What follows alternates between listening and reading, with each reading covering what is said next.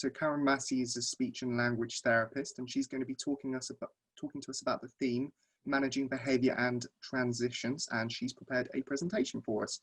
So bear with us while we just transfer the host to Karen.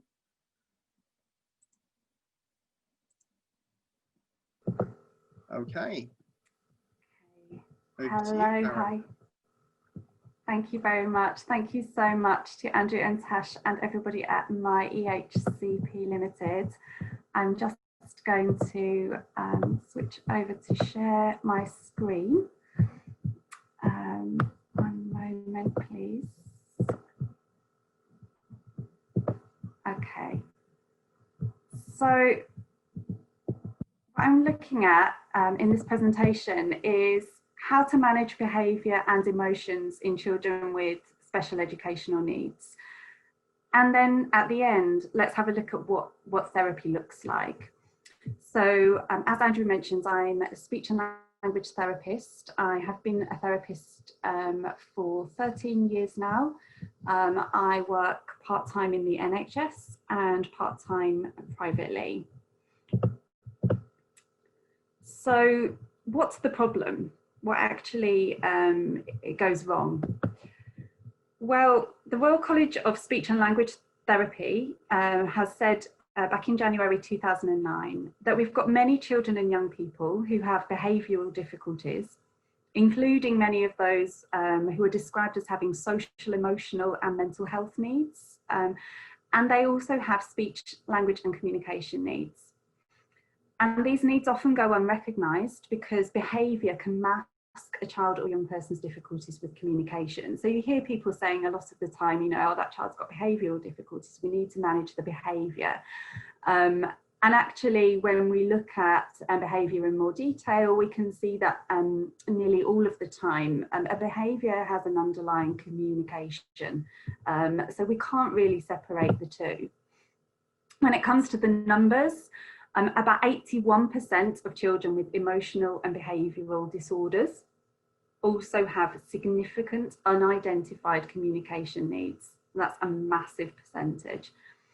And in a study that was done by Clegg in 2004, pupils at risk of exclusion from school, 2/3 of those were found to have a speech, language and communication need. Again, that's pretty high numbers. So why does SLCN, or speech, language, communication need, link to behaviour? You may have a difficulty understanding what others are saying to you. You may struggle to explain your own actions to other people. You may not have many words to express how you're feeling. And you may find it difficult to join a conversation in the right way. So in other words, for social reasons. So I'm going to use a child to illustrate this throughout this presentation, just to bring it to life a little bit. So I'm going to talk about a little boy called Ben. So Ben was born to Sally and Martin, his parents, and he started to grow up. And as he grew up, his parents, Sally and Martin, imagined that he would grow up just like all the other children they saw around. He would go off to school, he would make friends, and then when he finished school, he would be a confident young man. He'd go out and get a job. That was their future for Ben. But what actually happened was they soon realised that Ben had some of the early red flags for difficulties. So when his health visitor came round to do the 2-year check, he wasn't actually meeting all of his milestones. And one of the milestones that he wasn't meeting was that Ben actually wasn't able to talk. So what does that mean when we've got those communication difficulties? Well, if we don't understand what others are saying, it can mean behaviour-wise that we look like we're uncooperative, okay? Not intentionally, but a child can look like they're just simply not cooperating with a request. They can look disobedient and they can look oppositional. And unfortunately, these are words that you hear kind of bandied about. I've heard them many times when I've been in to visit a child in school, and you'll hear people describing a child in this way. And it might purely be because they're not understanding the language around them.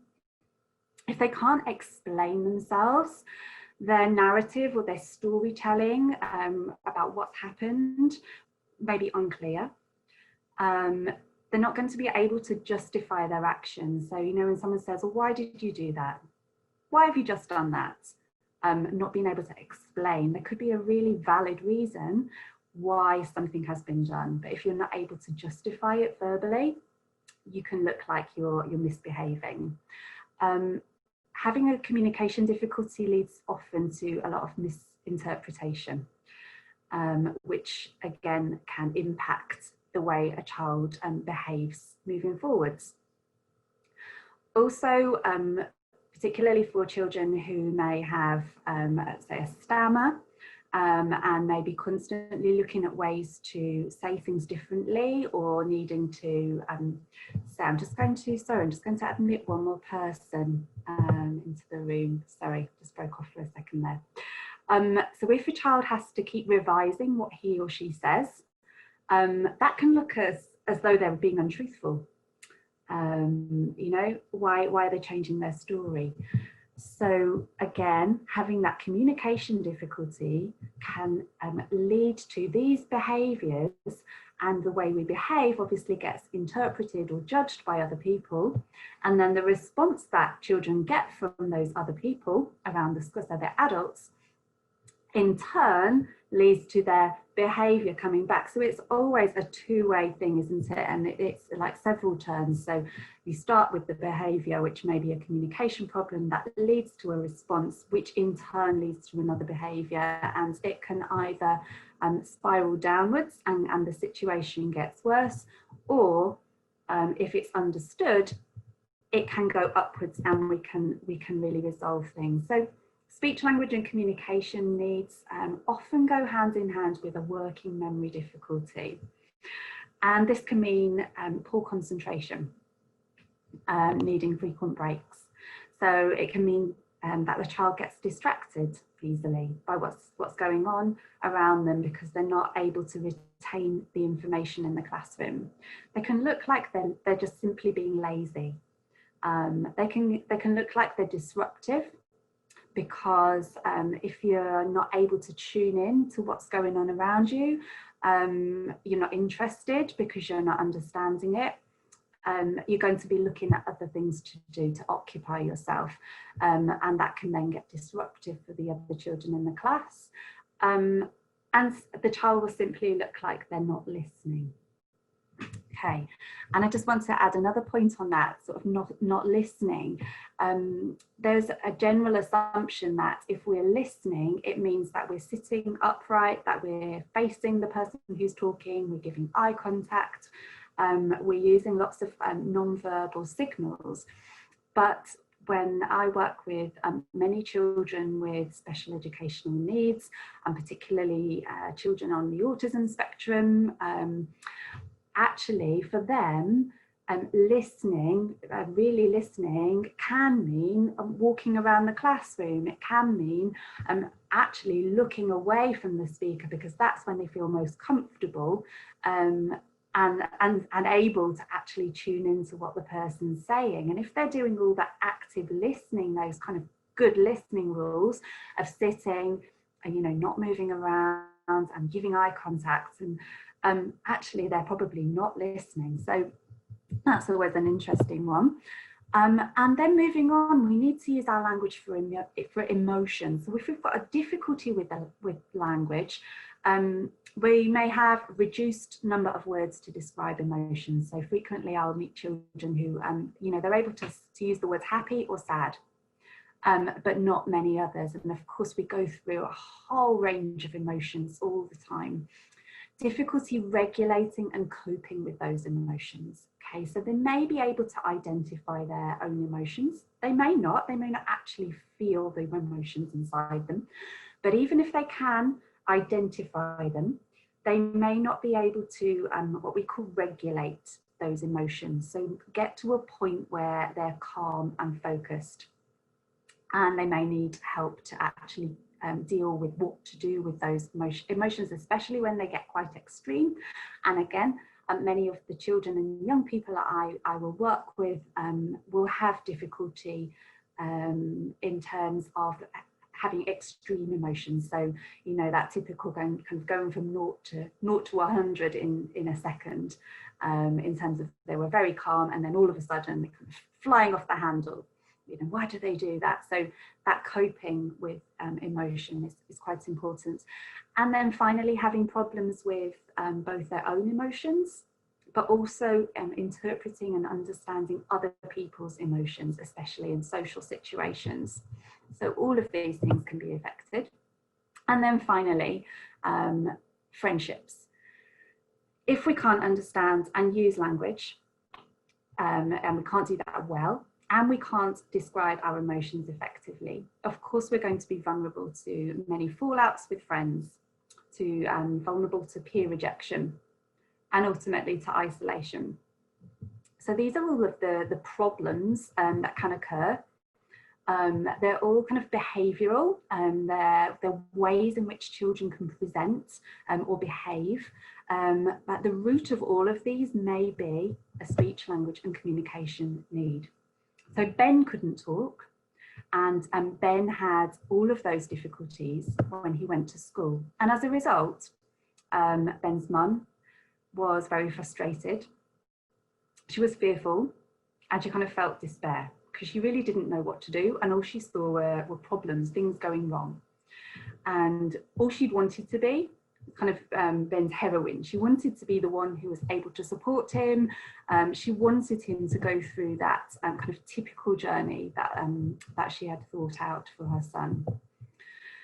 So what about interventions then? What can we do about kind of behaviour? Well, if we just look at it as a behaviour problem and not as a potentially underlying speech, language and communication need, we're likely to use assessments and interventions that are language-based, such as anger management or CBT, cognitive behavioural therapy, or other kinds of talking therapies. And unfortunately, they all place a significant demand on the language processes. So unless a child's speech, language and communication needs are identified and their needs have been accommodated, then these assessments risk delivering inaccurate results, and then any treatment programs based on these results will be ineffective. Another way of illustrating that, if we look at this here, on the left we have got communication, and on the right we've got behaviour. And when our communication skills go down, what we kind of describe as challenging behaviours go up. And when I say challenging behaviours, I mean behaviours that challenge other people. I don't mean that the child is you know the problem, and they've got all these challenging behaviours. The behaviour is only challenging when it's interpreted as challenging by the people around that child. I want to make that clear. So communication on this side. So what kind of things might we be thinking about? So right at the bottom, a very basic kind of communication would be a physical communication. So we can communicate with our body. You know, we might jump up and down. We might flap our hands to show that we're excited. We might be angry, and we might kind of hit something. We're communicating something, and then we might communicate using objects. So I'm going to hold up my cup, and that's communicating that I'm thirsty, or I'm offering you a drink.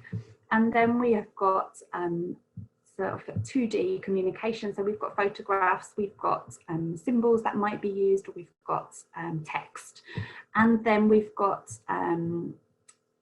words. We've got spoken language, and we've got single words, we've got phrases, we've got sentences, and we've got really articulate kind of verbal skills right at the top here. So our communication skills can go right from being purely behavioural in terms of just physical communication, all the way through to articulate conversation level communication.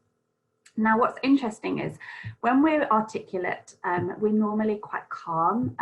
We don't normally have any anxiety. Everything around is going quite well. And what we see is that the behaviour, our behaviour skills are very good. So we're behaving calmly. We are in a social situation, we're not a problem, if you like. However, if the things that affect us in our environment change and become more challenging in themselves, so things that make us anxious, for example, thinking about, what's school going to be like next week? What's it going to look like? Am I going to be able to cope? Am I going to be able to have access to my communication supports that I normally have? What's the environment going to look like? Are people going to be able to come and help me when I need help, or are they not going to be able to come near me? Things like that might make us anxious. They might make us scared. And when we're anxious or scared, our communication skills go down. And we all get in those situations where our communication skills go down because of how we're feeling, because our emotions get so much. It could be sensory information. Our senses are regulated, and then sensory information just goes into overload. So the noise gets too much, and or perhaps we don't like flashing lights, for example, and all of that overload sensory wise makes our communication skills go down. And as that happens, challenging behaviours will go up. Okay. So speech and language therapy can support all of this by creating a greater understanding of a child's communication needs through assessment. We can work collaboratively with others to understand any learning gaps. So it's not, a communication assessment is not just simply about a speech and language assessment by itself, but it's working with others. Has the child got any particular gaps in their other learning areas? Have they got any emotional needs which may underlie those behaviour problems? Speech and language therapists can act as an advocate for the child or young person and help others to understand their communication needs. So they may be able to put together like a pen portrait or perhaps a communication passport, so that others are able to kind of have a quick look and understand that child's strengths and needs a little bit better. Other things that a speech and language therapist may help is by ensuring that procedures and policies regarding de-escalation, positive handling and debriefing are accessible to children and young people with SLCN. So, any kind of established behaviour approach will always advocate that that the people who are working with the child, when they need to put into place any behavioural techniques, that they start with kind of the least intrusive first, and things like keeping spoken language to a minimum, etc. So making sure that all of that is in place, and speech therapists can advise. And we can enable outcomes to be improved by identifying early speech, language and communication needs. We're helping not only to get the right support for that child, but also we can change adult attitudes, leading to more positive outcomes. And sometimes that's more powerful. If a child's teacher or teaching assistant understands that a child has got specific difficulties, they say, oh, now I know that you've got that problem. Oh, of course I won't ask you to do this, or of course I won't overload you with all that information anymore. And that can often have more positive outcomes than simply taking the child's abilities as a separate thing and trying to improve them by themselves. So all the professionals working with the children and young people should be trained on the impact of speech, language and communication needs on behaviour. That should be a standard. and how to respond appropriately to children with SLCM. And of course, this is like a general advice, but then within that, your child, you know, any child is unique. And so that then needs differentiating to make sure that any kinds of responses are going to be helpful for your child. So we also want to be able to remove any barriers. So barriers to communication that spark any inappropriate behaviour should be removed, and structured environments with explicit teaching of rules and procedures should be created. And what does that mean for therapy? So yes, we absolutely want to build skills. That's really important, but that is not a quick fix. Okay, so many children and young people with special educational needs, perhaps more complex and challenging needs, may take a long time to build their skills. It doesn't mean that we shouldn't help them to build their skills, but it may not have an immediate impact on the way that they behave in the classroom. And it's not obviously going to make the difference between now and next week, sort of thinking about that anxiety of starting school and that transition back into school. So also we need to think about creating a sensory friendly environment. Getting sensory information around your child is absolutely crucial. So if they've got any particular needs, any sensory needs that mean that they're over aroused by certain sensory information or under aroused by certain sensory information, what supports are in place to regulate and get them kind of at a calm point. Look at the environment and make sure that it's structured in a way that supports an understanding. So things like, do they need their own workstation to sit at? Do they need a timetable that shows them exactly what they're going to be doing at different points of the day, and how should that look? You know, does it need to be pictures? Can it be text that can they read? You know, do they need things mapped out in terms of where they've got to sit?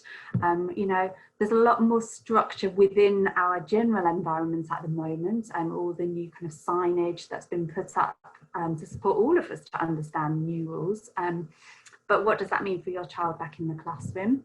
And then the third approach that I really like is called zones of regulation. And zones of regulation it's a visual approach that we can use to, there are 4 different zones, and at any point we can kind of identify which zone we are in. So are we in a zone that is very kind of under responsive and kind of down, a little bit upset or depressed, or just really tired, where we're kind of under responsive? Are we in a good place for learning, like a calm kind of zone where everything is regulated and we're switched on? For me, you know, have I had my first cup of coffee in the morning? Yes, okay, I'm in that zone. And then we've got 2 more zones where we can kind of, you know, reach a real extreme of emotion, or we can kind of get frustrated. And zones of regulation are great for keeping referring to throughout the day. So they can be up in a classroom. So that was kind of what I wanted to talk through in the presentation. Just to let you know that I have been developing an online school. It's called All About Speech Therapy. So here's kind of the link. I've got some books that I have out there that again are all about kind of supporting that communication, particularly in the classroom. And finally, I just want to leave up for a moment other places where you can contact me. I've got a Facebook page. Again, that's the link to the online school. And then if anybody wanted to contact me directly, they can use the email there. And I think that takes us on to the Q&A. So I'm going to stop sharing now and let Andrew, I need to, there we go. If anyone has a question, please put your question in the chat. And we do have some questions that we've got from our social media from some of our followers. So we're just going to go through them first. So the first one is from Sarah. And the question is, since the lockdown, my child has not received any SLT provision. Will the school or SLT service do extra sessions to make up for it? Okay, I'm sure, Sarah, thank you for that question. I'm sure that is a question that is on many people's lips, unfortunately. It's been a really difficult time, hasn't it, for understanding kind of what you should be getting, what you shouldn't, what you don't need to be getting during the whole of lockdown, because it seems like a lot of the kind of legal implications of having an EHC plan it's like they didn't really stand. And whilst I'm aware of some really good local services that have continued, they've kind of continued to make contact and, really done their utmost to make sure that as much as possible ongoing support has been available throughout. I appreciate that unfortunately that's really not been the case. It would depend on where the provision comes from. So it really would vary. So you would need to contact directly. I would initially start by contacting the school because the school hold the plan and kind of have some responsibility really in going through and ensuring that they are inviting those, if they need external providers to come in and provide what is on the plan. So I would start with the school. Have they had any conversations? Have they been chasing up? If you really haven't had any support, that's really not very good.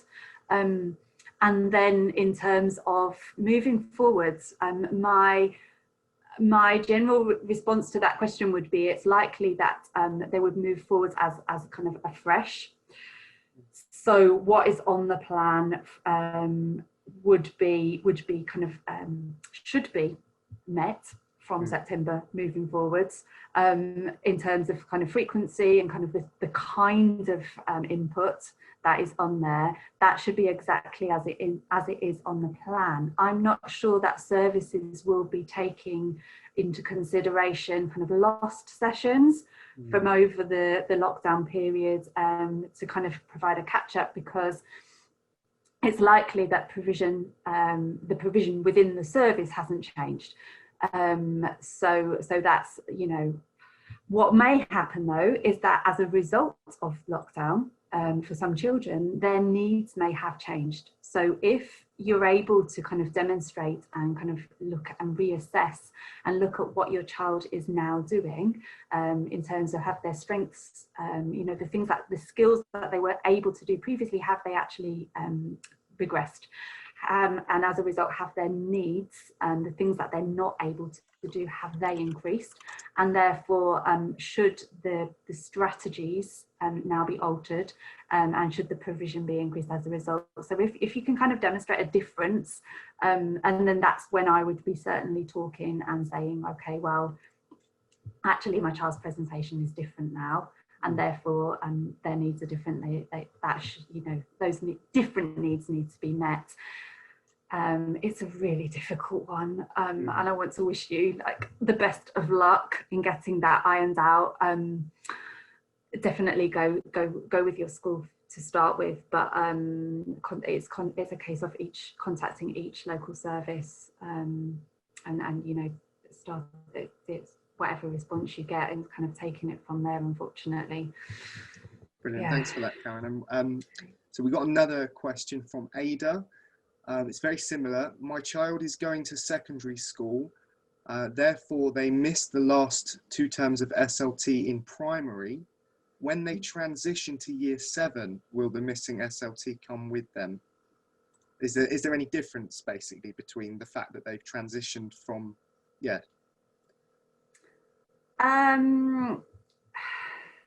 So I guess it's a similar response in that it kind of that period, it's almost like it's lost in lots of ways, isn't it? It's lost in terms of kind of the schooling and what would have taken place in the classroom too. All I would say is around that transition, if there would have been arrangements made for kind of handover sessions, you know, in terms of physical visits, or whether it was would have been, you know, that like liaison between professionals. If that would have taken place in, you know, in typical times in that summer term to prepare the new members of staff, sort of thinking back, you know, something that I highlighted in the presentation, it's about making sure that we're able to kind of empower the adults around the child, make sure that they've got the best understanding. If that would have taken place, like that would have been the original plan, and that hasn't taken place, I would push actually for some kind of transition to happen now, definitely, because that person, you know, whoever that team supporting your child in year 6 will still be the best place. I know it's potentially, you know, 6 months of time that they won't have seen your child, but they will probably still be better placed in terms of understanding your child's needs and being able to pass the relevant information on than a brand new team. So I would definitely ask those questions and see what can be put in place. Yeah, definitely do that. Brilliant. Thanks for that, Karen. We just got 3 more. So question from Rebecca: what should I do if I feel that my child has regressed with their verbal skills during the lockdown period? Okay, that's quite a big question. It's very generic, isn't it? Yeah. Yeah. So asking the question why you think that is. Do you feel like they have become less verbal because they are dependent on structure and routine, and their structure and routine has either changed or it's kind of not there because of the circumstances? And you know, if that structure and routine provides that kind of scaffold to support their verbal communication, which it does in some children, then reintroducing that structure and that routine may be what enables your child to move forward again and kind of regain those what appear to be lost skills. And that's certainly the case for some children.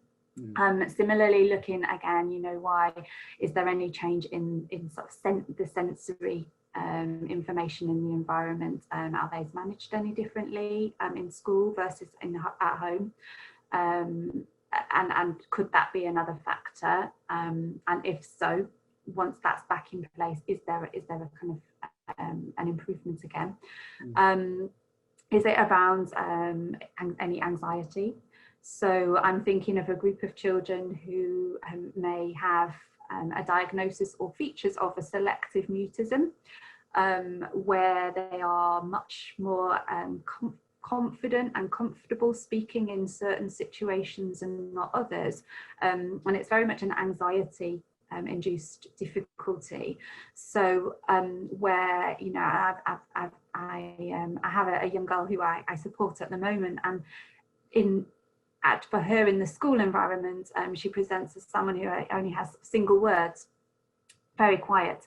But when I see her with her family outside of school, she's actually capable of putting whole sentences together, and that for her is kind of the norm. You know, without COVID coming along, that's just how it works.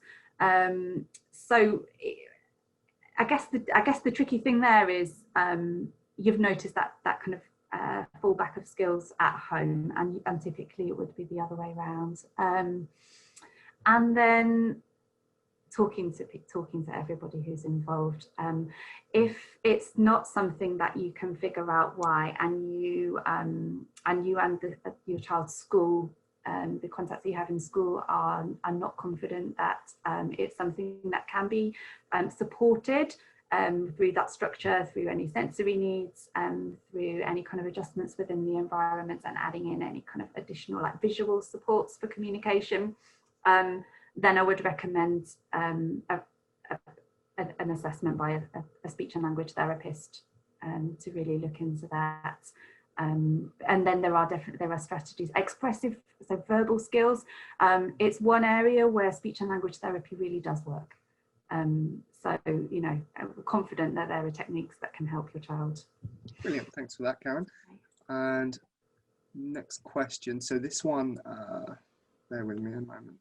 So, question from Janet. So, my child received online SLT therapy throughout lockdown. Would they have made more progress if these sessions were face-to-face? Wow. So first of all, I want to say you sound like you're lucky compared to some of the other kind of stories that I'm hearing about, unfortunately. So I guess it's fortunate that your child's managed to have these sessions. I don't know is the honest answer. Who knows?